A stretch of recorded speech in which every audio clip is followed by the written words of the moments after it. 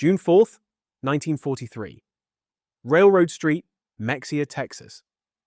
Inside a dimly lit passenger train car, a German non-commissioned officer named Burkhart clutched a hidden diary.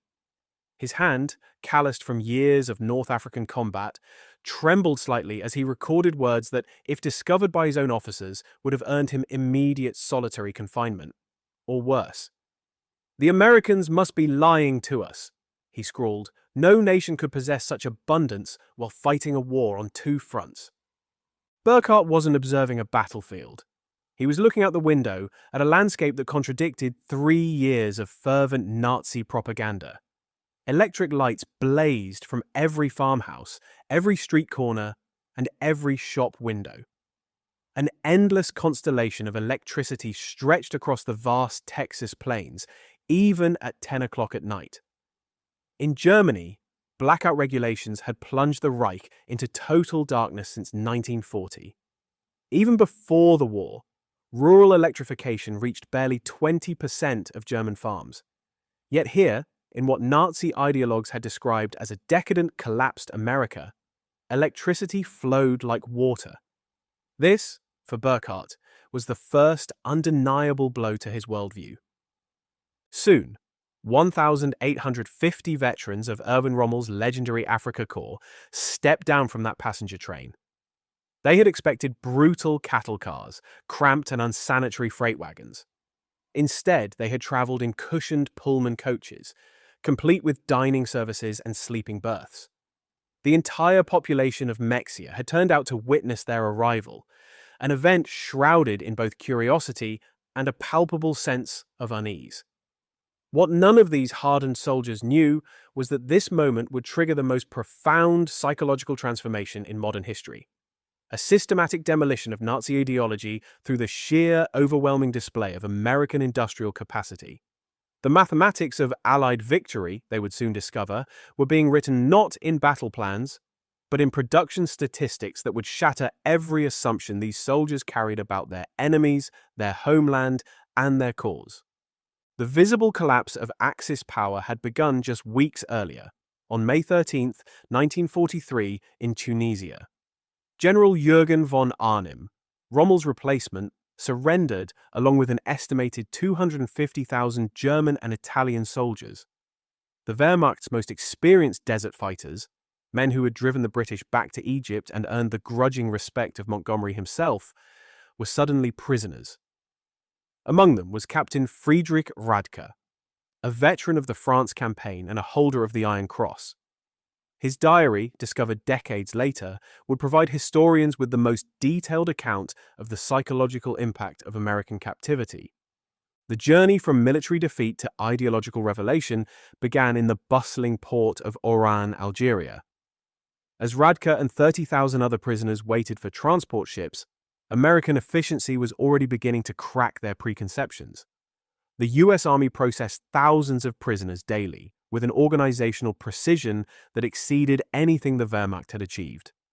Identity cards were photographed, medical examinations completed, and inoculations administered. But the first true shock came with the food. One soldier, Hans Muir, wrote to his mother, "In the cage at Oran, the Americans fed us better than we had eaten in 6 months of desert warfare. White bread, real coffee, meat twice a day. We thought it was propaganda. We didn't realize this was their standard military ration." The sheer abundance, treated as mundane, was almost more terrifying than any weapon. The Liberty ships that would carry them across the Atlantic were themselves monuments to American industrial capacity. Many of the Germans were astonished to learn that a vessel like the SS Robert E. Peary had been built in a staggering 4 days and 15 hours. These vessels, produced at a rate of 3 per day at the peak of production, were returning from delivering vital supplies to Europe. Rather than sail back empty, they carried human cargo, up to 30,000 prisoners of war per month. The 2-week Atlantic crossing provided the second phase of psychological demolition. Sergeant Kurt Zimmerman noted that the ship's crew disposed of more food waste each day than his entire company had received in weekly rations during the final months in Africa. The American sailors threw away half-eaten steaks, whole loaves of bread, and gallons of milk, Zimmerman wrote. They did this openly, without thought, because to them this waste meant nothing. Their supply was limitless. The ships themselves became floating classrooms. Prisoners discovered that the vessel carrying them was one of over 2,000 Liberty ships built during the war. Each one required 250,000 parts assembled from components manufactured in 32 different states. As the ship approached the American coast, Lieutenant Colonel Wilhelm von Stobern, an aristocrat from a long line of Prussian officers, watched the radar antenna rotating above the bridge. This technology, which he believed only the Germans and perhaps the British possessed in limited quantities, was standard equipment on a simple cargo vessel. It was then that he first suspected Germany had already lost the war. August 2nd, 1943, Norfolk Naval Base, Virginia. The first sight of America itself shattered the last remnants of Nazi propaganda about American industrial weakness. The Norfolk base sprawled across 4,000 acres, its docks stretching for miles. In a single day, this one port handled more tonnage than the entire German port of Hamburg managed in a week. One prisoner, a factory worker from the Ruhr, counted 47 cargo ships in various stages of loading. Along the route to the trains, they passed parking lots filled with hundreds of civilian automobiles belonging to dock workers. In Germany, private automobile ownership remained a privilege of the wealthy elite. The people's car, or Volkswagen, remained a propaganda dream. Here, ordinary laborers drove to work in their own cars. But nothing prepared them for the trains themselves. Not box cars, but full passenger coaches with padded seats, dining cars with white tablecloths, and observation cars with panoramic windows. One sergeant apologized that the air conditioning wasn't working properly. Air conditioning. In August, they had believed such luxury existed only in Hitler's personal train. The 3-day train journey to the camps of Texas would prove more destructive to Nazi ideology than any military defeat. Every small town blazed with illumination. Communities that in Germany would have been lucky to have a single electric street lamp displayed illuminated shop windows and electric signs. They passed factories running night shifts, their windows glowing and parking lots full even at midnight.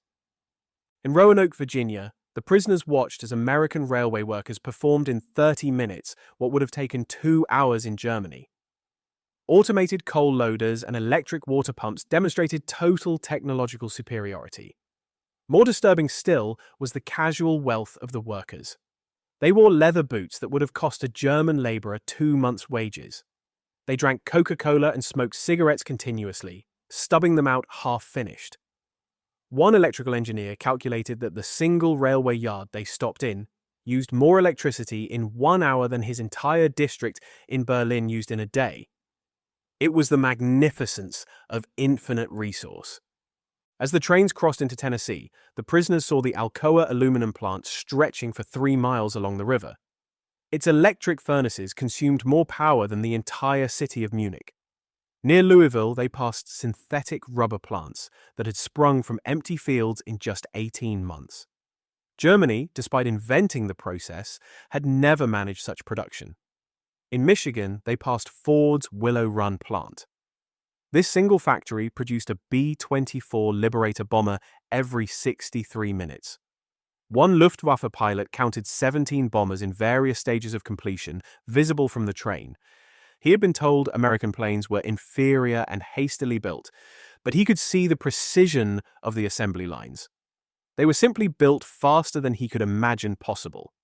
The deeper the trains penetrated into America, the more complete the destruction of Nazi mythology became. In St. Louis, they saw barges carrying more grain than the entire German harvest of 1942. In Kansas City, they saw massive stockyards with tens of thousands of cattle. German POWs, who had subsisted on tiny meat rations, watched American workers eating beef sandwiches during their lunch break. One guard bought them hamburgers at a station, meat, cheese, and vegetables on white bread for 15 cents. He bought 20 of them without thinking. This was not a special occasion. This was their normal food. The arrival at the camps provided the next level of cognitive demolition. Camp Hearn, Texas, was built in just 4 months and featured wooden barracks with electric lights, flush toilets, and hot showers. The camp hospital astounded the German doctors. It was better equipped than most German civilian hospitals, featuring X-ray machines and pharmaceutical supplies that had been unavailable in Germany for years. They had penicillin, a miracle drug the Germans had only heard rumors about. They used it freely, even for minor infections. The camp kitchen was another lesson in prosperity. The daily ration included fresh milk, eggs, meat, and vegetables, quantities that German civilians hadn't seen in years. One former chef from Munich wept as he was required to throw away perfectly good bread because American regulations demanded a surplus to ensure full rations for every man. By September 1943, POWs began working in fields and factories across the country. This decision would prove more destructive to Nazi ideology than any propaganda program. They saw the endless fields of corn, factories running 3 shifts, and houses filled with radios and refrigerators. At a cotton gin outside Houston, one prisoner watched a single machine process more cotton in an hour than his entire village could handle in a month. The farmer who owned it was nobody special, just a farmer, yet he had a truck, a tractor, and running water. In Nebraska, prisoners worked in sugar beet fields, witnessing mechanization that defied comprehension. A single combine harvester could do the work of 100 men. The farmers spoke casually of yields that would have been fantasy in Germany. One 16-year-old boy drove a tractor worth more than everything a German prisoner's father had earned in a lifetime. In New Jersey, at a Campbell soup factory, prisoners watched production lines process more tomatoes in a day than most German factories handled in a month. The facility was operated by women and elderly men, yet production exceeded peacetime levels. Near Detroit, they saw the River Rouge complex where 100,000 workers produced jeeps and tanks. They saw the parking lots with thousands of cars belonging to workers. They were told many workers owned 2 cars. They thought the guards were mocking them. By winter 1943, this cumulative impact produced what intelligence officers called ideological collapse syndrome. The prisoners no longer argued when shown production statistics. They had seen too much. The most fanatical Nazis became quiet. They still loved their country, but they no longer spoke of victory. Camp newspapers began shifting from defiant nationalism to discussions of democracy and reconstruction. One lieutenant wrote, "We were told America was a weak, divided nation. Every day I am here, I see the opposite. This is the most organized and powerful nation on earth. We were told fairy tales by criminals." The treatment of Italian prisoners after Italy's surrender also had an impact. German prisoners watched their former allies working alongside Americans and eating in American restaurants. But Christmas 1943 provided the most profound blow. American churches and civic groups sent 500,000 Christmas packages to their enemies. Each package contained cigarettes, candy, and games. At Camp Hearn, a local church choir performed carols in German. This kindness toward enemies shattered the final remnants of Nazi racial theory. One prisoner, whose brother had died in a bombing raid, wrote, "They know we are their enemies, yet they show us genuine kindness. What kind of people treat enemies this way? Only those absolutely certain of victory." The Christmas feast itself featured turkey, ham, and ice cream in quantities Germany hadn't seen in decades.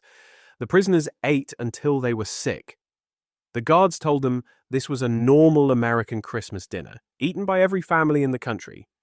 If they could feed prisoners this way, the Germans wondered, what must their own soldiers be eating? By early 1944, over 40,000 German prisoners were enrolled in educational programs. They studied English, American history, and science. They read American newspapers freely, comparing multiple viewpoints, something impossible in their homeland. One physicist attended lectures by American professors, including Jewish refugees from Germany, who taught without hatred. They spoke of science as universal. This generosity of spirit was incomprehensible to minds shaped by Nazi ideology. Camp theaters showed regular Hollywood films. Prisoners watched Gone with the Wind and The Grapes of Wrath, amazed that Americans would show such self-criticism to their enemies. They realized that this honesty made the nation stronger, not weaker. In Germany, such criticism would mean death. Here it was considered patriotic. Spring 1944 saw American production reach its peak. At the Higgins Boat Factory in New Orleans, prisoners watched as workers assembled 700 boats per month. They saw women operating cranes and welding hulls. At Republic Steel in Ohio, they saw 10,000 tons of steel produced daily. The scale was beyond imagination. One prisoner who had worked at Krupp before the war wrote, "They wasted more steel in spillage than we could produce. The workers complained about overtime while producing quantities we couldn't achieve with slave labor." The summer harvest of 1944 was the final demolition. In Kansas, they watched wheat harvests where single farms produced more grain than entire German provinces. In California, they saw perfectly good fruit discarded for minor blemishes. Fruit that would have been a treasure in Germany. They saw food destroyed just to keep prices stable, a concept that caused psychological breakdowns for men from a hunger-ravaged country. The waste was strategic proof of unlimited resources.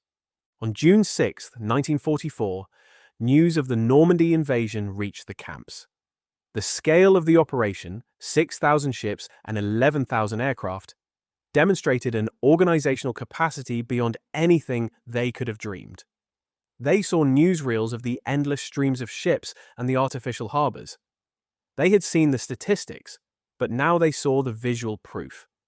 The war would rage for another year on battlefields across Europe. But for these prisoners, the fight was over. Their minds, once indoctrinated by fear and false promises, had been conquered not by bullets, but by bread, by light, and by the undeniable reality of American abundance.